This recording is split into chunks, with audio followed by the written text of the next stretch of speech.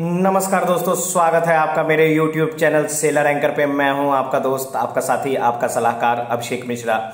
दोस्तों, आज की वीडियो मैं लेके आया हूं। अगर आप मर्चेंट नेवी में आ जाते हैं, उसके बाद आपके पास क्या क्या ऑप्शन होते हैं। और दूसरा ये है कि जैसे कुछ विद्यार्थी होते हैं, जो कुछ हमारे भाई होते हैं, कुछ स्टूडेंट्स होते हैं, लड़के हो या लड़की हो, तो जिनका एम होता है कि नहीं हमें यूपीएससी क्लियर करना है या फिर हमें बीपीएससी क्लियर करना है, या कोई भी सेंट्रल गवर्नमेंट हो या स्टेट गवर्नमेंट हो जो कि ग्रेजुएशन के बाद है हमें क्लियर करना है, परंतु हमारी कंडीशन ऐसी नहीं है कि हम कंटिन्यू पढ़ाई कर सकें। अगर आप 12th करते हैं तो आपकी एज अराउंड 17-18 हो जाती है और ग्रेजुएशन करते करते 21 ईयर हो जाती है।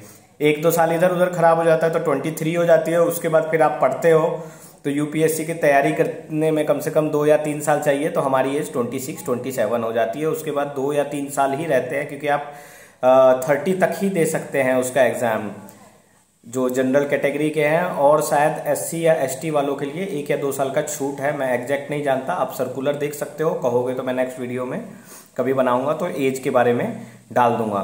तो यहाँ सवाल ये है कि आप इतना लॉन्ग पढ़ाई करोगे तो आप एक बोझ बन जाओगे अपने पेरेंट्स पे, बिकॉज उनकी फाइनेंशियल कंडीशन हो सकती है इतनी अच्छी ना हो, इस तरीके से आपकी मतलब स्टडी को वो कंटिन्यू ना कर सकें। तो इसके लिए आपके पास एक बेस्ट ऑप्शन है। जब आप +2 करते हैं, आपकी एज कम होती है, 16-17 ईयर के होते हैं, उस टाइम आप मर्चेंट नेवी में आ सकते हैं। मर्चेंट नेवी में आ सकते हैं, बट तरीका होना चाहिए। ये नहीं कि कैसे भी आ गए और बाद में मुझे बोलो कि सर आपने बोला था मर्चेंट नेवी में आ जाए। मर्चेंट नेवी में आने से पहले वहाँ पे क्या काम होता है, आपको कैसे रहना पड़ता है, फैमिली से दूर रहना पड़ता है या फैमिली के साथ रहना पड़ता है, ये सारी चीज़ें जानना भी बहुत ज़रूरी है। कंपनी स्पॉन्सरशिप क्या होता है, क्या हमें जॉब मिलेगी कि नहीं मिलेगी, सेकंड मेट क्या है, चीफ मेट क्या है, मास्टर क्या है, क्या थर्ड ऑफिसर का काम होता है, क्या सेकंड ऑफिसर का काम होता है, क्या चीफ ऑफिसर का, ये सारी चीज़ें भी आपको जानना जरूरी है। तो आइए शुरुआत करते हैं। यहाँ पे हम थोड़ा डिस्कशन करेंगे। डिस्कशन मतलब मैं अकेला ही बोल सकता हूँ, आप लोग तो हो नहीं तो साथ में डिस्कशन करने का मजा अलग आता है, ग्रुप डिस्कशन का मजा अलग है। एनी हाउ, सो दोस्तों, इंस्टाग्राम में कभी कभी मैं आता हूँ लाइव, तो आ जाते हैं लड़के लोग, तो मैं तो ज्वाइन कर लेता हूँ।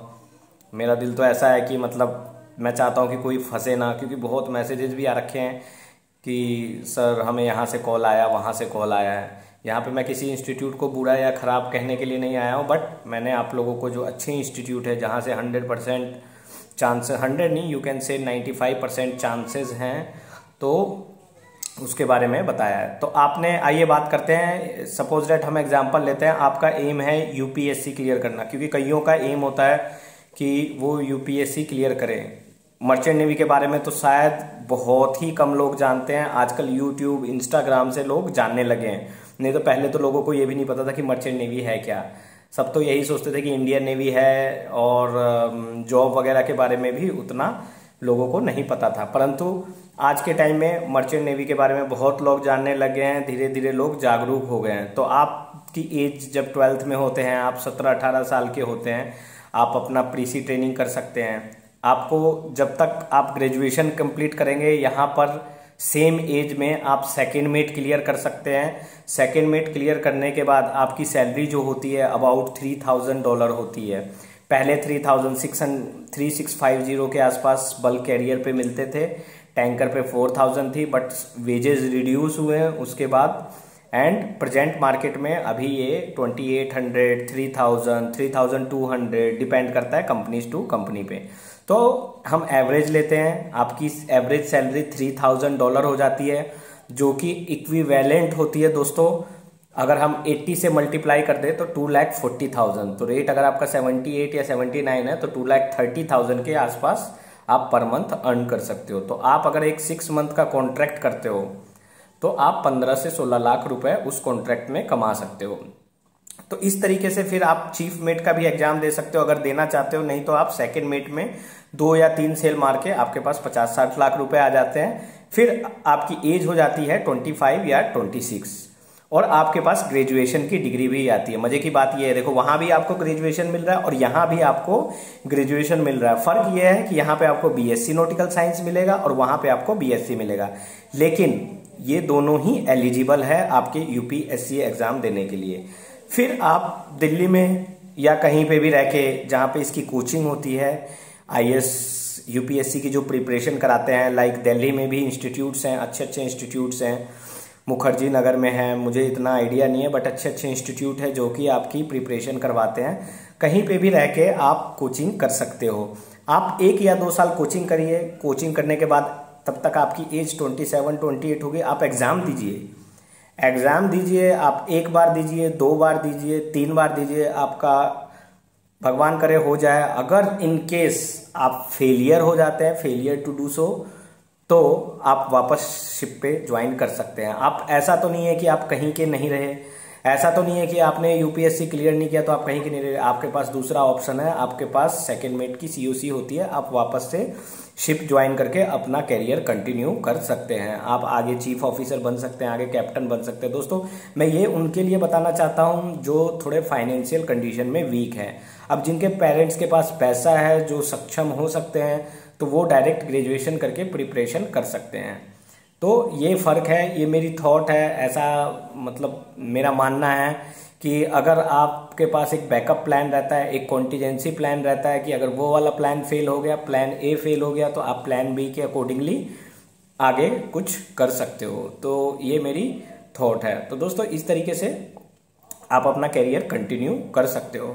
और मेरा ये मानना है कि जो भाई लोग शिपिंग को ज्वाइन करते हैं, प्लीज़ इसके बारे में अच्छे से जान लीजिए। आखिर है क्या, शिप पे काम क्या होता है। सिर्फ पैसे पे मत जाइए। ऐसा नहीं कि किसी ने बोल दिया कि भाई तू 2 लाख रुपए कमाएगा, हम लट्ठू हो गए, हमने कहा नहीं भाई हम तो कतई अब ज्वाइन ही कर लेंगे। ऐसा नहीं है।